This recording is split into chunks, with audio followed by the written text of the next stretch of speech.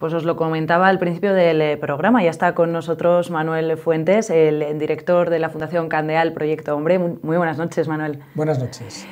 Volvemos a estar contigo después de unos meses complicados en los que hemos hablado con varias asociaciones, han tenido que adaptar a esta nueva situación y me imagino que en vuestras circunstancias también habéis tenido que adaptaros a esta pandemia, ¿no?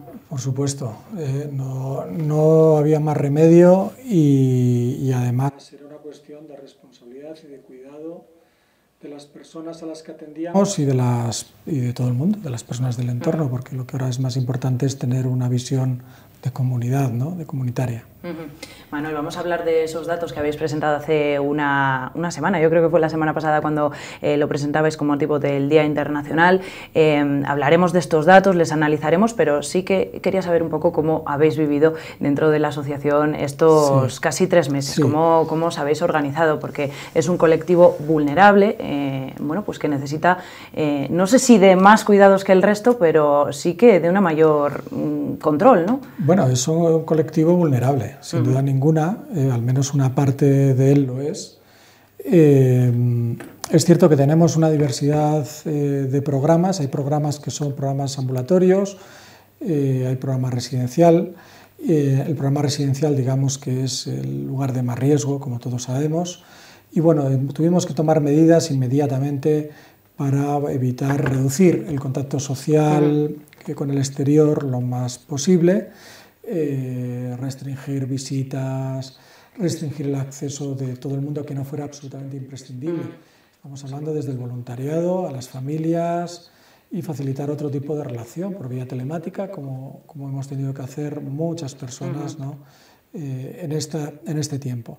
Entonces, en este ámbito hemos, con toda la prevención, con todas las precauciones que había que tener, pues lo hemos gestionado. También en el ámbito de todos los programas, digamos, de tipo ambulatorio, en el que no hay residencialidad, que son personas que acuden al centro, que tienen problemas con adicciones, o en el ámbito de la prevención, adolescentes y familias, rápidamente establecimos un trabajo por vía telemática, videoconferencias fundamentalmente, teléfono, etcétera, etcétera, con un contacto regular, estructurado, organizado, que las familias y las personas afectadas han agradecido muchísimo porque les han ayudado mucho, sobre todo en el periodo más difícil de confinamiento, a mantener su estabilidad. Pensemos que es una cuestión, es un momento, todos lo hemos vivido, muy estresante, que produce en ocasiones angustia, que estamos oyendo muy malas noticias. Pensemos que en personas que tienen problemas serios todavía esto está mucho más agudizado. Y muchas veces cuando estos problemas han sido, como digo, importantes, uno se retrae también a estas situaciones más difíciles y esto necesita una estructura de apoyo. Decir que el inicio lo pasamos mal, sobre todo porque había carencia de material de protección, pero recibimos la ayuda de muchas personas y la verdad es que hay que agradecerlo, ha sido un ejemplo también de solidaridad, pues por ejemplo desde, por supuesto, la Gerencia de Servicios Sociales en cuanto pudo nos fue dotando de material para la protección, sea mascarillas, hidrogeles y demás, pero también me gustaría reseñar, ¿no? Porque otros ámbitos de la sociedad civil que han sido muy importantes, como por ejemplo el Rotary Club, que rápidamente nos ayudó, nos detectó qué necesidades teníamos y bueno, con muchísima agilidad nos dio material y esto nos dio una gran tranquilidad. L'Oréal, como empresa, la verdad que ha sido un gusto trabajar con ellos, yo hablé personalmente con el director y la verdad que para nosotros ha sido un ejemplo de solidaridad y da un ánimo tremendo en estos y esto lo hemos vivido todos, o sea, las personas que hemos estado en contacto, pero también desde luego las personas que están atendidas en los centros, las familias y bueno, pues de esta forma lo hemos ido llevando, ¿no? hasta el día de hoy. Podemos decir que la fase que llevamos, porque esto no está acabado, bueno, pues hemos podido cumplir con todos los objetivos que teníamos con las personas y adaptarnos a la situación junto con ellos y no perder personas por un estrés añadido por estas circunstancias. Yo creo que en esta situación, bueno, hemos visto lo malo, pero también ha sacado cosas muy positivas, ¿no? Lo estás diciendo, ese apoyo de empresas, de particulares que rápidamente se han volcado para ofrecer material de protección, para ofrecer, bueno, pues todo tipo de ayuda, y hemos visto también el apoyo de la ciudadanía a los sanitarios, por ejemplo. Ha sacado cosas buenas, ¿no? Esta pandemia también. Bueno, pues la pandemia en sí misma es una cosa terrible, ¿no? La verdad que a todos nos ha afectado muchísimo. ¿Quién iba a pensar, no, que iba a suceder algo así? Tiene muchas cosas malas, pero es verdad que en los peores momentos también salen cosas buenas, ¿no? Dentro de lo malo. Evidentemente, ojalá no sucediera nada de esto. Nosotros lo hemos visto. Te contaba ahora estos ejemplos, ¿no? De apoyo, de ayuda, de implicación, ¿no? de todo el mundo que está alrededor de nuestro, ¿no? De Proyecto Hombre, de todos los que formamos la familia de Proyecto Hombre, digamos, ¿no? Pero bueno, en ese sentido también decir que en otros momentos, que no han sido de pandemia, sí que es cierto que nosotros, y a veces lo suelo decir, ¿no? Que solemos ver muchos gestos, ¿no? Porque hay mucha gente que es consciente de que las personas que atendemos tienen problemas muy duros, muy difíciles, se sufren mucho las familias, y entonces dentro de ese sufrimiento, de ese malestar, de esos malos momentos, pues vienen muchos gestos de apoyo para la labor que realizamos. Somos organizaciones, nuestra fundación es una organización que lucha mucho por mantener un presupuesto y dar toda esta atención que es tan extensa, ¿no?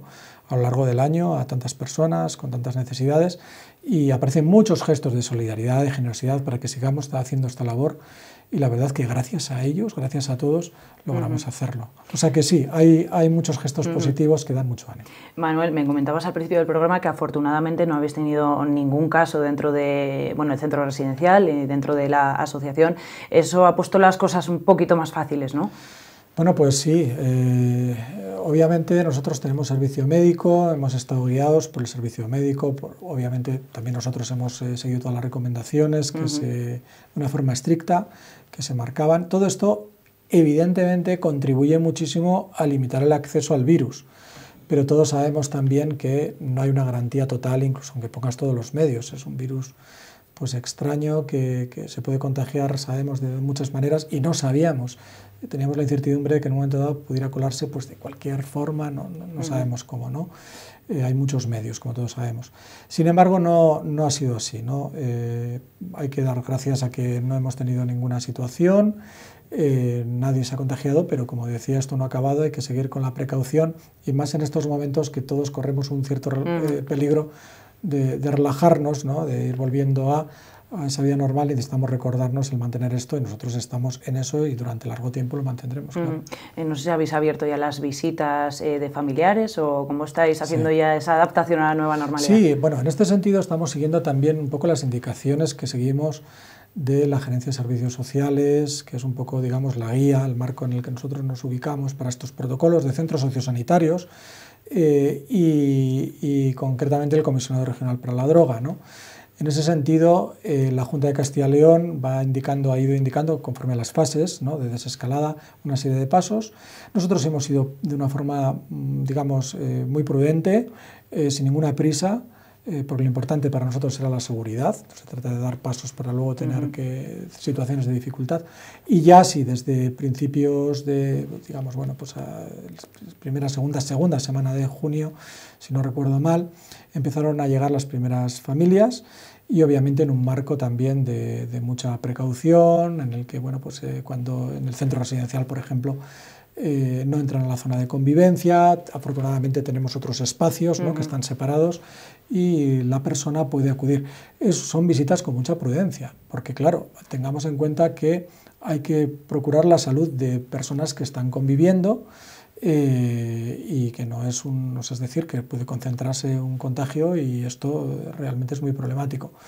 Pero, pues en principio la visita es de un familiar, es una hora, pero supuso un gran alivio, ¿no? En ese sentido luego hemos seguido dando pasos, y ahora ya poco a poco pues está habiendo ya salidas que lógicamente las que promueven la inserción sociolaboral de las personas que tienen problemas más serios, de una forma supervisada, por supuesto, y con un trabajo de concienciación y de medidas de protección pues muy importante, en este nivel. Por supuesto, también el trabajo grupal y terapéutico en entrevistas hemos empezado. Tenemos locales, podemos mantener las distancias a 2 metros, utilizamos la mascarilla, los hidrogeles, y la gente que está recibiendo la atención lo ha agradecido mucho. Ha sido una necesidad muy importante. Los medios telemáticos han sido de una gran ayuda, pero no es lo mismo que la presencialidad, claro, y más cuando hay problemas serios. Solo hemos tenido que hacer alguna excepción, que estaban previstas, que se pudieran hacer, en situaciones un poco más críticas, más graves, concretamente pues algunos pocos casos, de una forma pues muy controlada, porque realmente necesitaban ese apoyo en ese momento puntual, y lo hemos hecho, ¿no? Pero quitando esta incidencia, lo demás ha transcurrido con normalidad, incluso en este caso pudimos reconducirlo bien, y bueno, la cosa ha avanzado satisfactoriamente. No, espero que siga avanzando bien, que tengamos mejores datos todavía y que bueno, no volvamos a situaciones pasadas, ¿verdad? Bueno, Manuel, hoy veníamos a hablar de ese informe que presentabais la semana pasada de bueno, la memoria que hacéis durante todos los años. Este año lo hacéis coincidir con el Día Internacional de la Lucha contra el Uso Indebido de Drogas. Datos que no sé si se parecen mucho a los de otros años, distan de otras anualidades. Sí, hay algunos cambios, ¿no? Bueno, como se puede ver en la memoria del 2019, hay un trabajo muy extenso, ¿no? Está dividida en, digamos, como en 2 grandes ámbitos, lo que es la atención, que es la parte de adultos, y la parte de jóvenes, que esto procuramos hacer una clasificación de datos similar de un año para otro para que sean comparables, ¿no? Y en adultos, pues ahí podéis ver que hay una atención global de 535 personas y 163 familiares, y en el programa joven, con el ámbito de prevención, 357 usuarios y 515 familiares. Y en el ámbito de prevención universal, que son personas que no tienen problemas, 2.600 personas en prevención. Hay un trabajo muy importante, digamos, de cortafuegos de este tipo de problemática. ¿Qué destacaría? Pues hay varias cosas a destacar. Por ejemplo, hay un incremento de la atención muy significativo en el área del proyecto joven. También hay un incremento de usuarios en inserción y en el ámbito de adultos, pero yo destacaría el ámbito de proyecto joven, puesto que lo que quiere decir esto es que estamos llegando a más personas y antes. Eso es lo que yo destacaría. Y eso es muy importante en el ámbito de las adicciones, porque cuanto antes se llegue y se llegue mejor a los ámbitos donde hay problema, antes se corrigen esas situaciones y se reconducen. En el ámbito de las adicciones, cuanto antes se trabaja esto, mucho más fácil es el problema y más breve también la intervención. A veces puede ir desde un asesoramiento durante un tiempo, con un acompañamiento para verificar cómo va la situación. Evidentemente, depende de la dificultad, se va a prolongar más en el tiempo. Hay un esfuerzo ahí muy importante, pero es importante que no se cronifiquen los casos, porque cuanto más crónico es, cuanto más tiempo se permanece en esa situación problemática, más difícil luego y más costoso y más precio se paga, ¿no? Para salir de la situación. ¿Cuál es el perfil de las personas? Sobre todo son jóvenes menores de 21 años en ese proyecto joven del que nos estás hablando. ¿Cuál es el perfil o los casos con los que llegan estos jóvenes o que demandan esa ayuda? Pues mira, también quisimos darle en esta, aunque eso obviamente es un resumen de datos y de algunos acontecimientos del año, quisimos expresar aquí algunos aspectos que destacan, que yo creo que son muy significativos y muy interesantes también, ¿no? Dentro de lo que es la muestra con la que nosotros trabajamos de personas, ¿no? Verás que la mayoría de las personas, de los jóvenes que acuden, vienen por consumo de sustancias, consumo de cannabis fundamentalmente, es decir, es como la demanda principal. Sin embargo, el consumo de alcohol también es importante, aunque no es el motivo de demanda principal.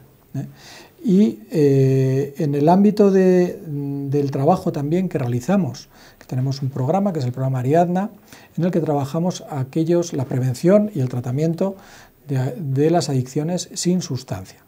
Fundamentalmente, yo creo que prácticamente el 71% aproximadamente de los jóvenes que vienen por adicciones sin sustancia o con este tipo de problemáticas, ya con comportamientos abusivos, problemáticos y demás, pues ese 71% aproximadamente es abuso de las TICs en sus distintas formas. Y esto sería otro aspecto relevante, porque en este ámbito es ese porcentaje, pero es que en la población global de jóvenes menores de 21 años que vienen, estaríamos hablando de en torno a un 58, casi 59%, de jóvenes que, aunque vengan por ese cannabis que decía fundamentalmente con esa demanda, tienen un abuso muy significativo de este tipo de medios, pues fundamentalmente a través de videojuegos, a través del juego patológico juega un papel importante, redes sociales, en fin, todo un elenco de comportamientos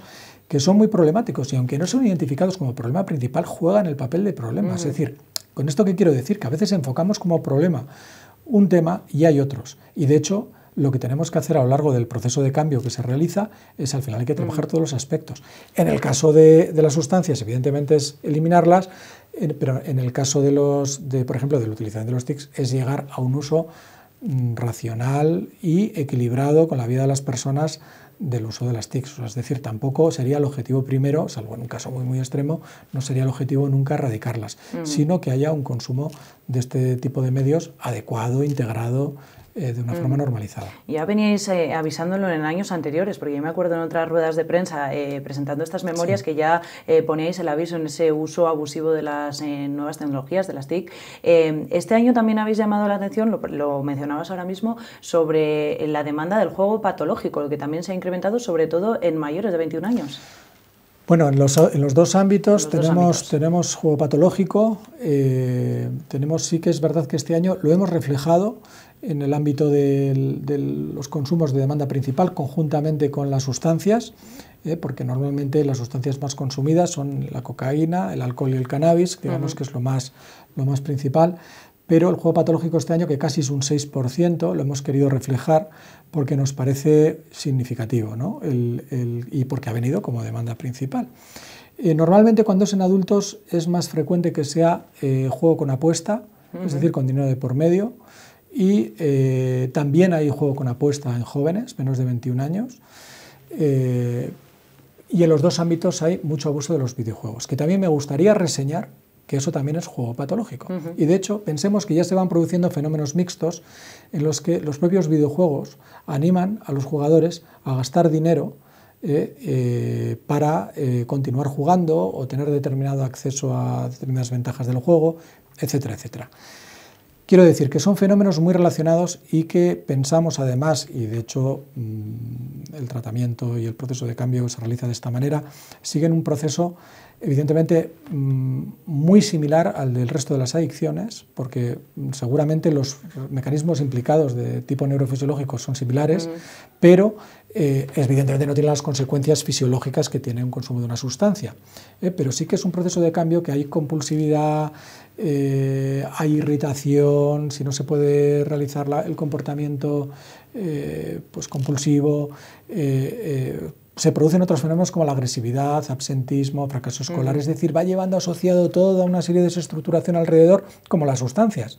Por lo tanto, es muy importante porque nosotros trabajamos con todo tipo de población, en adultos pues hay personas más mayores, pero cuando hablamos de jóvenes, tanto de jóvenes como mayores, todo esto desequilibra la vida y interfiere con un estilo de vida saludable y normalizado que permita, pues, especialmente a los jóvenes, realizar un proyecto de vida adecuado. Claro. En cualquier caso, bueno, la cocaína y el alcohol siguen siendo las sustancias más consumidas más frecuentes. Más frecuentes. Sí, ya lleva muchos años esto siendo así.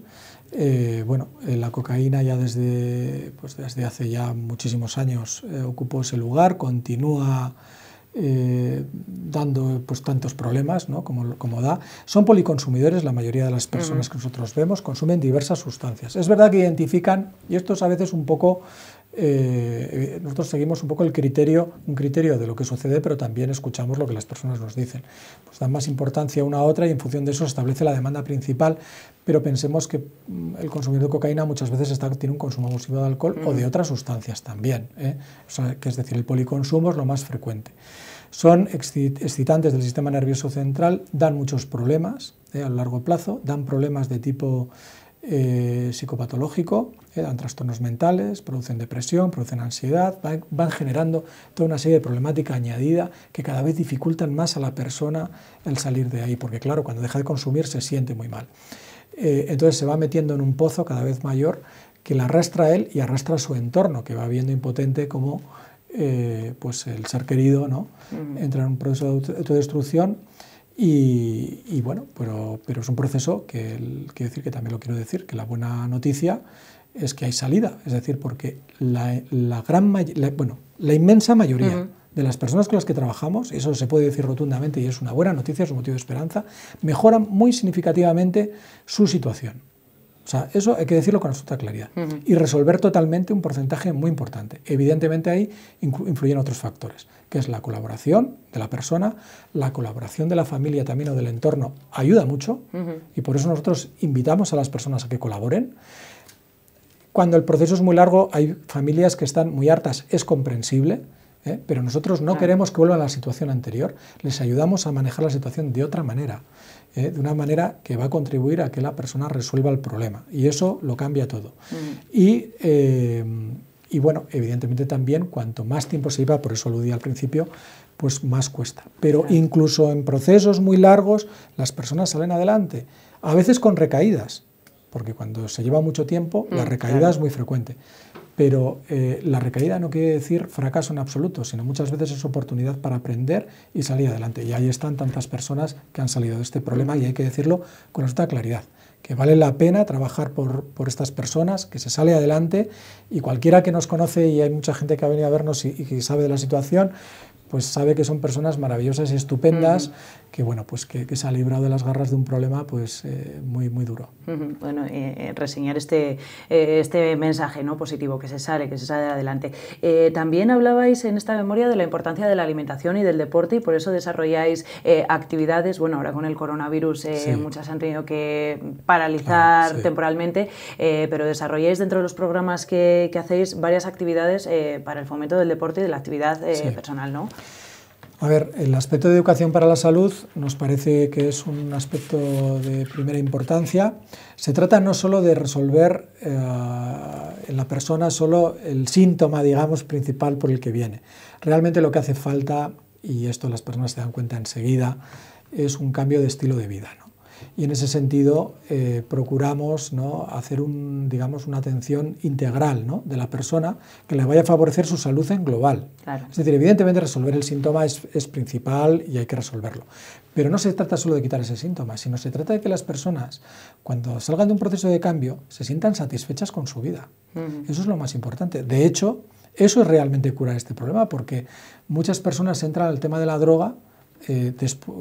Quizás algunas personas más jovencitas no, algunos sí también, porque tienen historias detrás, y esto es conocer un poco cómo es este problema, difíciles, pero desde luego la inmensa mayoría, cuando llevan mucho tiempo, lo que hacen es consumir para sentirse mejor, porque se sienten insatisfechas. Y además se sienten mal muchas veces. Entonces, se trata de hacer un cambio global, de que las personas se sientan satisfechas. Y en ese sentido, el cuidado, el deporte, el fomento del ocio y un tiempo libre saludable, que fomente la salud, la alimentación adecuada, pues tantas cosas y tantos aspectos que hay que procuramos integrar en el tratamiento y cubrir todos los aspectos de la persona, la inserción social de forma adecuada, la inserción laboral, todos los aspectos. Manu, se nos está acabando el tiempo. Yo te agradezco mucho que hayas estado este ratito con nosotros, que nos hayas contado bueno, pues cómo han evolucionado estos datos, también cómo os habéis adaptado a esta nueva situación. Muchísimas gracias por acompañarnos y nos quedamos con ese mensaje, ¿no?, de que se puede salir y se sale. Claro que sí. Muy bien, muchas gracias. Muchas gracias, Manuel. Nosotros vamos a seguir con más contenidos.